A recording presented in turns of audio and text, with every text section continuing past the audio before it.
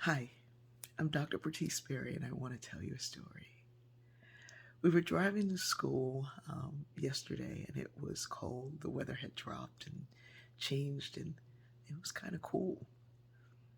My granddaughter was dressed appropriately, but she always, no matter what the weather, loves to snuggle up in her car blanket.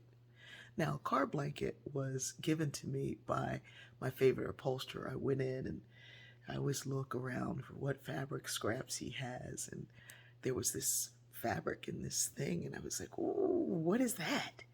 And he was like, "Oh, you can have that." And I was like, "No, Mr. I no." And he was like, "Oh no, you can have that."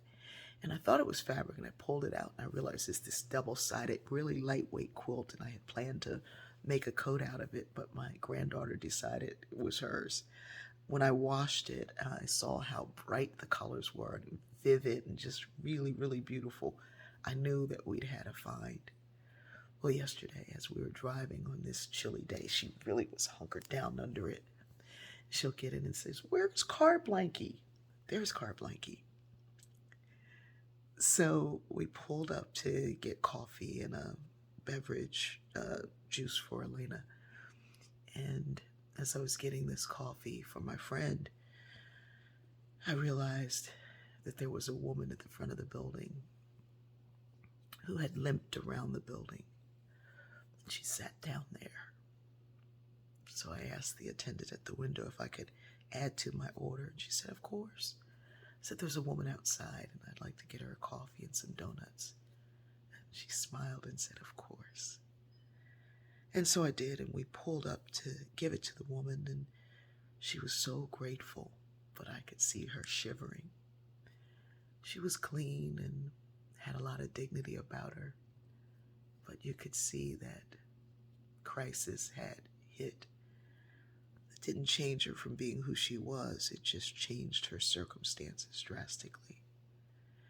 As I gave her the coffee and the donuts, she thanked me profusely, and I knew that there was one more thing I could do for this woman who was outside and cold. And I turned around and looked at my granddaughter, and before I asked if I could share that blanket, my granddaughter was already handing it to me. I marveled at the fact that this little 6-year-old could give up what she loved for someone she didn't know, but she knew they were in need. There are things we can teach, but there are other things we have to model. We have to model them. I thanked my granddaughter, and I folded the blanket and handed it to the woman. And she just said, "Thank you." She cried. She said, "But she doesn't, that's her blankie." And I said, "I've got some scarves and things, and I think we have some other blankets at home." And in my mind, I'm going through the blanket inventory and I'm thinking, those are all dark colors, and she likes the bright one. Okay, we'll figure it out. The woman is so grateful when we drive on to school. I found some scarves and gave them to Elena, and she wrapped herself in those scarves. We got to school. I shared with my friend what my granddaughter had done. She cried with us. And then I got home and I began to look for the replacement blanket. And I thought I didn't have one.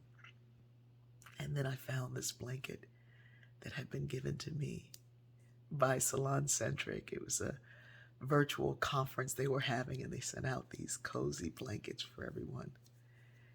And this blanket feels like cashmere, and it's bright and colorful. And I laid it out on my sofa. And when Elena got home from school, she ran in that room and saw that blanket.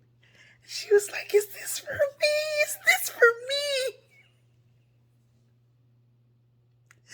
People,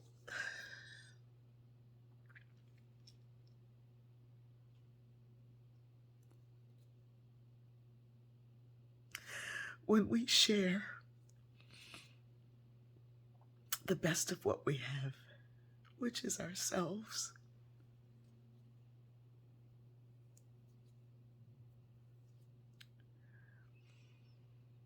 we find that we've had even better. that we didn't know about. It comes from opening our hearts,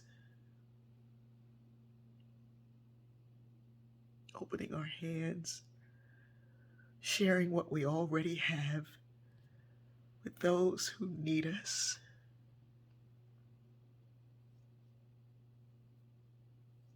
And when we do,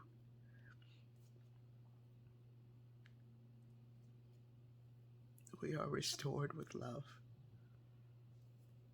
I love you.